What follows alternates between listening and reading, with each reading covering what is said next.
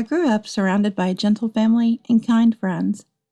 It was a childhood in a typical household, not outstanding in academics, sports, or looks, but I always felt blessed with the relationships I had. Perhaps that's why I have a habit of trusting people too easily. Because of this, I've often been called naive or an oddball throughout my life. This story is about an episode with my naive self and a pitiable mother-in-law, Carol, who harassed me. My name is Rosie. I'm a 31-year-old sales associate. I just married Arnold last year, and we're still in the honeymoon phase. We often talk about wanting kids soon, but are enjoying our life as a couple. Arnold's parents live in their own house, about a 20-minute drive from our apartment. Once a month, Carol invites us over for dinner at their place. My friends worry. Isn't it hard going to your in-laws every month? Asking. But it's not a burden for me. Father-in-law Ethan is a great conversationalist, and Carol is kind. Carol prefers to cook alone, so I always get the guest treatment. It's easier than being at the apartment.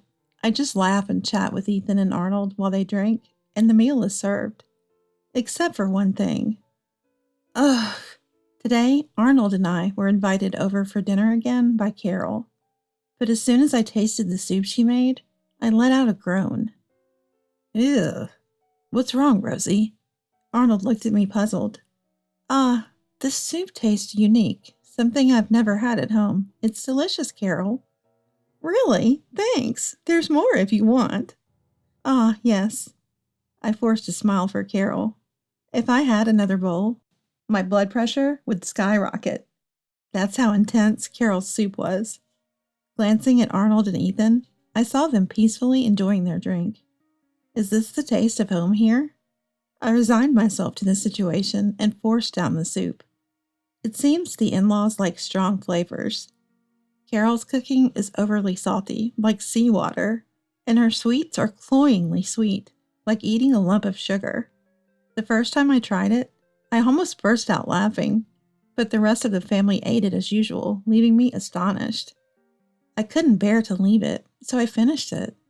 But it was too stimulating, and I felt sick. I'm worried about my in-laws' health, eating such intense flavors regularly. I've consulted with a nutritionist friend and gathered some materials. But I can't just tell Carol, your cooking is too intense. Please learn to moderate. There's no way I can say that. Back at the apartment, I stick to the recipes exactly. I always ask Arnold, is it delicious? Worried it's too bland. And every time, anything you make, Rosie, is delicious, he sweetly says. But I couldn't believe those were the heartfelt words of someone raised in a household with such intense flavors. Still, for Arnold's health, I continue to cook with regular recipes. There's another thing that worries me. It's about Carol serving old food. Sometimes she even offers spoiled fruit for dessert. I discreetly remove the inedible parts and eat what I can, but I'm constantly worried that my in-laws might get sick. Once I was given cookies that were expired by 6 months. Fortunately, Arnold noticed and said, Mom, these are past their expiration date. Carol just laughed it off, saying, Oh dear, I'm so scatterbrained. I was relieved then, but when the same can of cookies appeared and a gift from her, next time we visited, I was horrified. I've seen this before. When my grandmother developed dementia. What to do? Carol is still in her 50s, too young for such forgetfulness. The overly strong seasoning in the in-laws' cooking. The possibility that Carol might be developing dementia. I want to discuss these with Arnold, but worry about shocking him. Then a small miracle happened in our lives. I became pregnant. Am I really going to be a dad? A boy or a girl, I wonder. Arnold caresses my belly every day. When should we tell our parents? It's better to wait until the pregnancy is stable. I think so. We've only just confirmed the heartbeat. But I'd like their help if something happens. So maybe after the 3-month checkup? Yeah, let's observe a bit longer. Oh, I can't wait to tell everyone. Mom will probably cry when she finds out about her first grandchild, right? Probably. Imagining Carol tearfully congratulating us warms my heart. Carol, caught up in the joy of the long-awaited pregnancy, I forgot about various things. Next weekend at the in-laws' dinner table, I realized the serious issue. Eating Carol's overly seasoned cooking might harm the baby.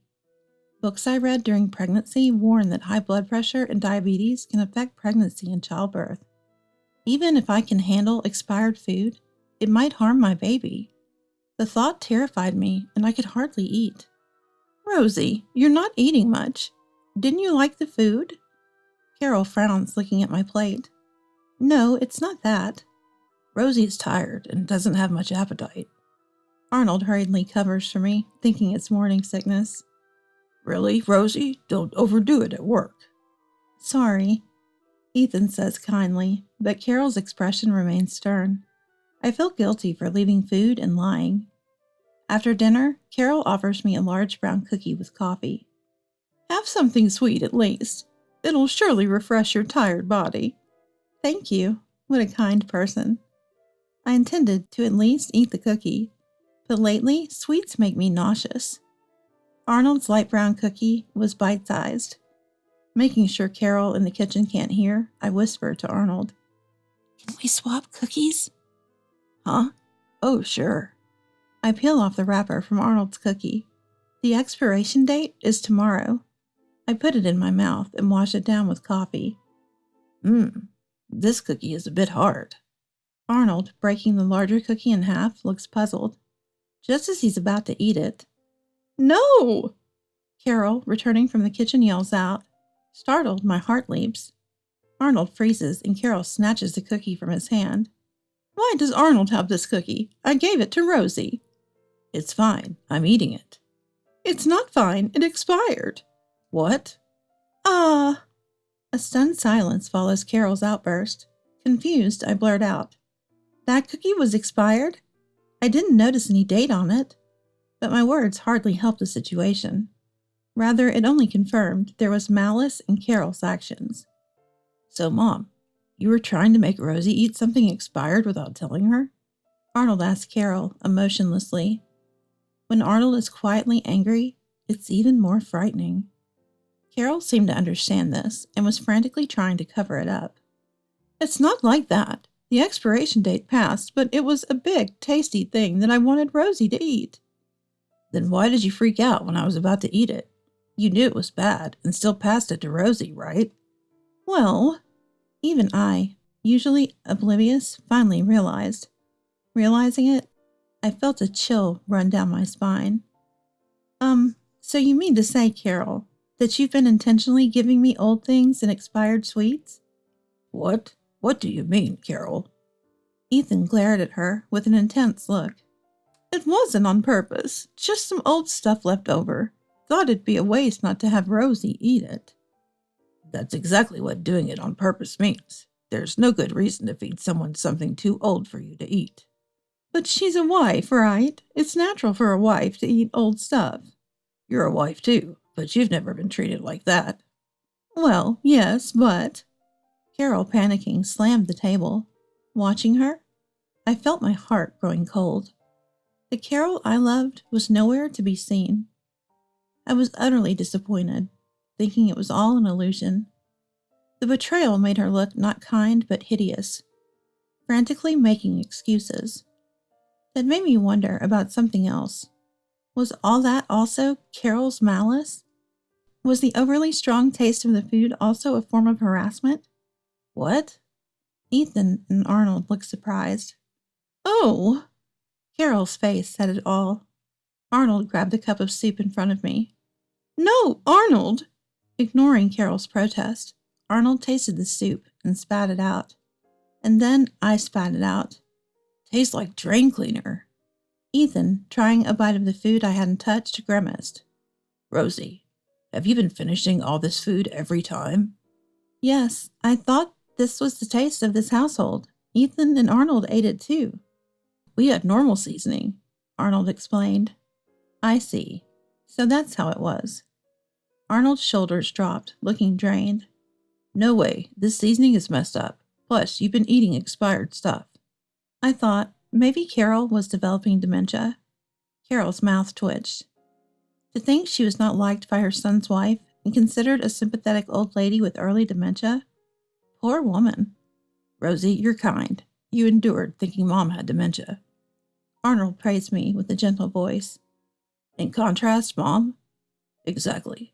Can't believe Carol would torment Rosie, who believed in her so much. Ethan and Arnold sighed.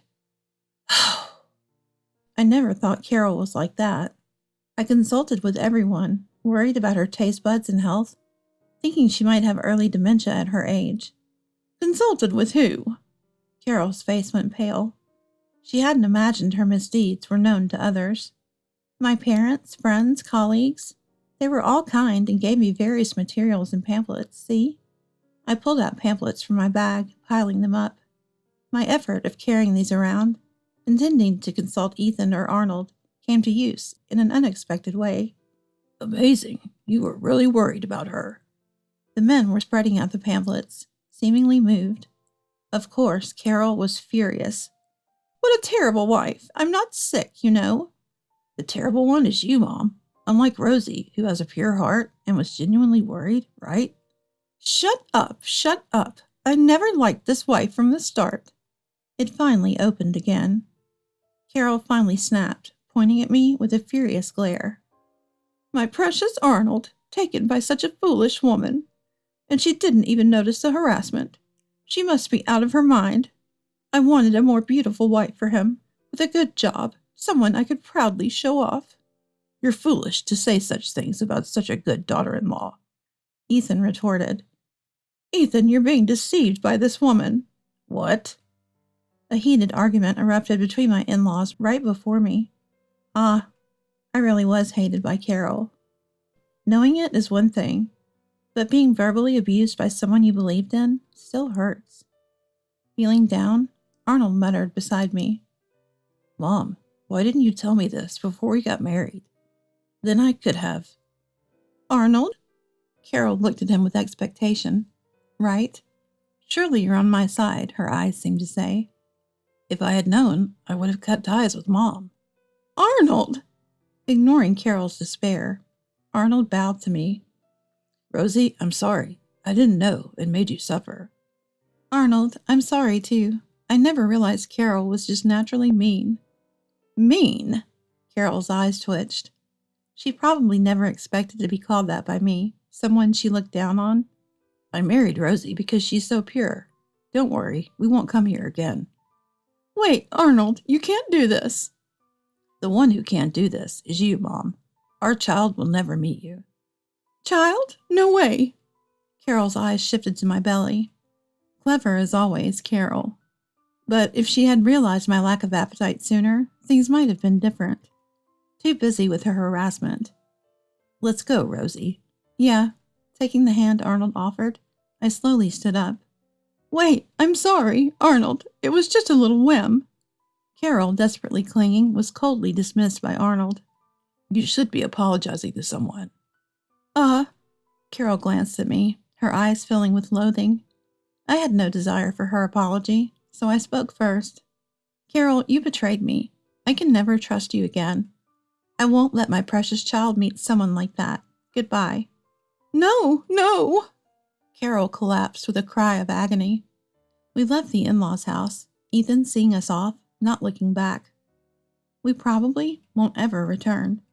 It's ironic, but had Carol cherished the daughter-in-law who adored her son, she could have enjoyed a peaceful grandmother life surrounded by grandchildren. Such a foolish woman. Later, I explained the situation to friends and parents who had given me pamphlets. They were either astounded I finally realized or relieved. It seems everyone but me had recognized the harassment, but they listened and prepared materials so they could testify when I finally noticed the harassment. Embarrassing and pathetic. Thanks to the plethora of materials everyone prepared, it was proven how genuinely concerned I was. It helped Arnold and Ethan fully support me.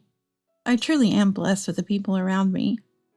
A year later, I'm busy every day caring for my son Dylan. Today we're having a home party as a baby shower, and I'm preparing food. Arnold is showing off his wonderful dad skills, playing with Dylan and changing diapers. Then my mobile phone rang with a call from Ethan, who's invited to the baby shower. Assuming he had a question, I answered without hesitation. "Hello, Rosie?" The voice, trying to sound cheerful, was obviously not Ethan's. I recognized it even after a year. It was Carol. After declaring estrangement, we moved away from the in-laws' house, sharing our new address only with Ethan. I blocked Carol's phone number and even had her delete mine from her mobile. Thanks to Arnold and Ethan acting as barriers, we enjoyed truly peaceful days without Carol barging into the hospital during childbirth. Is she trying to ruin that now? Just knowing Carol is on the other end of the phone makes my skin crawl. "Ethan's in the restroom right now. It's Dylan's baby shower today, isn't it?" Carol must have guessed, not from Ethan, but from the atmosphere of the celebration preparations. Arnold, recognizing the tension in my voice, gestures to take over the call. But I signal to continue. I'm a mom now, no longer the naive and sweet wife. "Rosie, listen. I really feel bad about what I did. It was crazy of me to be so mean. I've been reflecting a lot." "Uh-huh. So could I see Dylan soon? I've bought lots of cute clothes and toys for him, please." "I wouldn't want toys with needles or bugs in them, so no thanks." "What? I wouldn't do something so horrible." "But you made me eat such things." "That's an exaggeration. It wasn't that bad, right?" "Salt, sugar, even mold in excess can seriously harm you." "I really am sorry. Kind Rosie, you would understand, right?" "Yes, people often say I'm kind." "See?" "But it's not about being kind. I was just naive and trusted people too much.